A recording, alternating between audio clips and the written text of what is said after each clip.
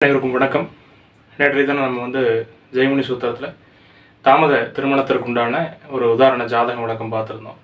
அதில் பொதுவான கேள்விகள் அதை பற்றி தான் ஜெய்மினி சூத்திரத்தினுடைய அடிப்படை அப்படிங்கிறத பற்றி இந்த ஒரு காணொலி பார்க்கலாம்.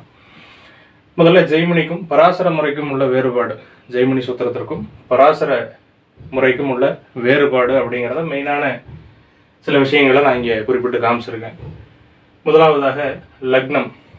இப்போ நம்ம பராசர முறைகளில் லக்னம் அப்படிங்கிறதே பிரதானமானது அப்படிங்கிறது நமக்கு தெரியும். லக்னத்தை அடிப்படையாக கொண்டு தான் எல்லா பலன்களையும் நம்ம பார்க்குறோம். அதே இங்கே ஜெய்மினி சூத்திரத்தில் என்ன பண்ணுவோம் அப்படின்னு கேட்டிங்கன்னா, அதை நம்ம ஆருட லக்னம்னு சொல்லுவோம். இங்கே ஆருட லக்னம் தான் பிரதானமானது. அதே போல் மேஷ லக்னத்தில், உதாரணத்திற்கு மேஷ லக்னத்தில் பிறந்த எல்லாத்திற்கும் 2ஆம் இடம் அப்படிங்கிறது ரிஷபம், 7ஆம் இடம் துலாம் அப்படிங்கிறது பராசர முறை. ஆனால் இங்கே அப்படி கிடையாது. ஒவ்வொரு பாவத்தினுடைய வெளிப்படும் தன்மை அப்படிங்கிறது மாறுபடும். ஒரு பாவத்திற்கும் அந்த பாவாதிபதி அமர்ந்த ராசிக்கும் அந்த தூரத்திற்கும் இடைப்பட்ட விஷயங்களை வச்சு அந்த பாவத்தினுடைய தன்மை வேறொரு இடத்தில் வெளிப்படும் அப்படிங்கிறது தான் ஜெய்மினியினுடைய அடிப்படை தாத்பரியம். நேற்றைய காணொளியில் பதா சக்கரம்னு சொல்லியிருப்போம். அதுதான் லக்னத்தை இங்கே முதன்மையாக வச்சுக்கிறோம். ஜெய்மினி சூத்திரத்தில் ஆருட லக்னம், உபபதா லக்னம் அப்படிங்கிறது முதன்மையாக பார்க்கப்படுகிறது. இரண்டாவதாக காரகம். பராசரத்தை பொறுத்தளவுக்கு எல்லாமே ஸ்திர காரகங்கள், நிலையான காரகங்கள். ஆனால் இங்கே ஜெய்மினியை பொறுத்தளவுக்கு எல்லாமே சர காரகமாக அமையும். எதுவுமே நிலையானது கிடையாது. அதிக பாகை பெற்ற கிரகம் ஆத்மகாரகன், அதற்கடுத்த பாகை பெற்ற கிரகம் அமத்திய காரகன், இப்படிங்கிறதான் வரும். இது ஒவ்வொரு ஜாதகத்திற்கு பொறுத்து காரகங்கள் மாறுபடும். இதெல்லாம் சர காரகம் அப்படின்னு சொல்கிறோம். ஜெய்மினியினுடைய அடிப்படையில் காரகங்கள் நிலையானது அல்ல, ஜாதகத்துக்கு ஜாதகம் மாறக்கூடியது அப்படிங்கிற ஜெய்மினியினுடைய அடிப்படை. மூன்றாவதாக தசா. இப்போ அதை பொறுத்தளவுக்கு நட்சத்திர அடிப்படையிலான தசா நம்ம விம்சோத்திரி தசை அதிகபட்சமாக பயன்படுத்துகிறோம். அது நட்சத்திர அடிப்படையாக கொண்ட ஒரு தசா முறை. ஆனால் இங்கே ஜெய்மினியை பொறுத்தளவுக்கு எல்லாமே ராசி அடிப்படையிலான தசா முறைகள். இப்போ நம்ம அங்கே சூரிய தசை, சந்திர தசை, சூரிய புக்தி இப்படிங்கிறத சொல்லுவோம். இங்கே ராசிக்கு தான் தசை, ராசி அடிப்படையிலான தசை. நேற்று காணொலியில் உதாரண ஜாதகம் விளக்கம் கொடுக்கும்போது ஒரு தசாபுக்தி அமைப்பு சொல்லியிருப்பேன்.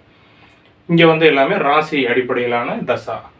நான்காவதாக தசா வருடங்கள். தசா வருடங்களும் பார்த்தீங்கன்னா விம்சோத்திர தசையை பொறுத்தளவுக்கு சூரிய தசை 6 வருஷம், சந்திர தசை 10 வருஷம் அப்படிங்கிறது நிலையானது. ஆனால் நம்ம இங்கே சரதசையில் என்ன பண்ணுவோம் அப்படின்னு கேட்டிங்கன்னா, அது நிலையானது கிடையாது.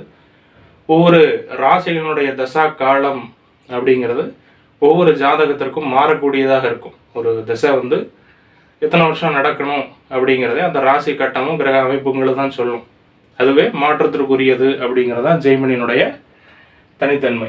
ஜாதகத்துக்கே பிரத்யேகமான தசாபுக்தி முறை அப்படிங்கிறத நான் பார்த்ததில் இந்த சரதசை அப்படிங்கிறது மிக சுலபமாக தசாபுக்தி பலன் சொல்கிறதுக்கும் ஒரு கால நிர்ணயம் சார்ந்த விஷயங்களை நம்ம குறிப்பிட்டு சொல்கிறதுக்கும் இந்த முறைகள் சிறப்பானதாக இருக்கிறது. ஐந்தாவதாக கிரக மற்றும் ராசி பலம்.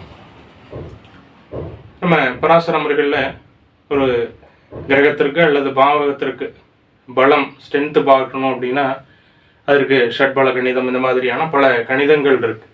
ஆனால் இங்கே நம்ம ஜெய்மினி சூத்திரத்தில் ஒரு கிரகத்திற்கோ அல்லது ஒரு ராசிக்கோ பலத்தை பார்க்கறதுக்கு ரொம்ப எளிமையான கணிதங்கள். இதை வச்சு நம்ம எளிமையாக ஒரு ராசியினுடைய தசை நடக்கு அப்படின்னா அது எவ்வளோ சிறப்பாக இருக்கும், ஒரு கிரகம் ஒரு இடத்துல அமர்ந்திருக்கு அப்படின்னா அதனுடைய ஸ்ட்ரென்த் என்ன அப்படிங்கிறதெல்லாம் நம்ம இங்கே மிக எளிமையான கணிதத்தில் பார்க்க முடியும். ஆறாவதாக பார்வை. இது மிக முக்கியமானது.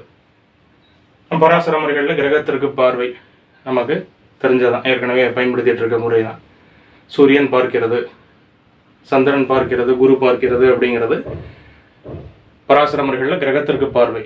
அதே இங்கே ஜெய்மினி சூத்திரத்தில் எப்படி பார்க்குறோம் அப்படின்னு கேட்டிங்கன்னா, ராசிகளுக்குத்தான் பார்வை. சரராசிகள் ஒரு மாதிரியான பார்வையும், ஸ்திரராசிகள் ஒரு மாதிரியான பார்வையும், உபயராசிகள் ஒரு மாதிரியான பார்வையும் கொண்டுள்ளது தான் இங்கே ஜெய்மினியினுடைய அடிப்படை. சரராசியில் இருக்கக்கூடிய கிரகங்கள் ஸ்திரராசியில் இருக்கக்கூடிய கிரகங்களை பார்க்கும். ஒரு ராசியில் இருக்கக்கூடிய கிரகங்கள் மற்றொரு ராசியில் உள்ள கிரகத்தை பார்க்கும் அப்படிங்கிறதான் இங்கே பார்வைங்கிற கான்செப்ட். 7வதாக வர்க்க சக்கரம். பராசரத்தில் ஒரு பலனை சொல்லணும் அப்படின்னா அதை தீர்மானிக்கிறதுக்கு நம்ம அதனுடைய வர்க்க சக்கரங்களுக்குள்ளே போய் அதனுடைய பலன்களை தீர்க்கமாக பார்க்கணும் அப்படிங்கிறது முறை. இங்கே வந்து உங்களுக்கு வர்க்க சக்கரங்கள் அப்படிங்கிறதுலாம் கிடையாது. D1 ராசி, D9 நவாம்சம், D3 திரேக்கானம். திரேக்கானம் அப்படிங்கிறதும் அதிகமாக பயன்படுத்த மாட்டோம். இங்கே D1 D9 ராசி நவாம்சம் இது மட்டும்தான் மிக முக்கியமானது. வேறு எந்த வர்க்க சக்கரங்களும் இங்கே பயன்படுத்த போகிறது கிடையாது. 8வதாக பாவக மாறுதல். நம்ம லக்னம் டிகிரியை பொறுத்து பாவக மாறுதல் அப்படிங்கிறது ஏற்படும். நம்ம வந்து லக்ன மாறுதலை பார்க்காம பாவக மாறுதலை பார்க்காம பலன் சொல்லணும் அப்படின்னா அங்கே தவறுறதுக்கு உண்டான வாய்ப்புகள் உண்டு. இங்கே வந்து நமக்கு பாவக மாறுதல் அப்படிங்கிறது கிடையாது. நம்ம ஜெய்மினி சூத்திரத்தில் அதை வந்து பின்பற்றுறது கிடையாது. பாவக மாறுதல் அப்படிங்கிறது பராசரத்தில் உண்டு, ஜெய்மினிக்கு இல்லை. இந்த மாதிரியான பல விஷயங்கள் பராசரத்திற்கும் ஜெய்மினிக்கும் நிறைய வேறுபாடுகள் உண்டு. இதில் மிக முக்கியமானது அப்படிங்கிறத மட்டும் தான் இங்கே காமிச்சிருக்கேன். ஒரு ஜாதகத்திற்கு பிரத்யேகமான தசா முறை அப்படிங்கிறது சரதசை. இந்த மாதிரி எல்லாமே மாற்றத்திற்குரியது அப்படிங்கிறதான் ஜெய்மினி சூத்திரம். நம்ம ஜெய்மினி சூத்திரம் ஆன்லைன் வகுப்பாக வரக்கூடிய 19/2/2024 திங்கட்கிழமை துவங்க உள்ளது. 10 நாள் வகுப்பு ஆன்லைனாக 10 நாள் வகுப்பு திங்கள் முதல் வெள்ளி வரை மாலை 7:20 ஒரு 1.5 மணி நேரம் டெய்லியும் கிளாஸ் இருக்கும். வகுப்பில் கலந்து கொள்ளணும் அப்படின்னு ஆர்வம் இருக்கவங்க இந்த நம்பருக்கு தொடர்பு கொள்ளுங்க. 944 583 20 14. நன்றி. மகிழ்ச்சி நற்பவி. இறையுருளால் எல்லாம் நிறைவாகட்டும்.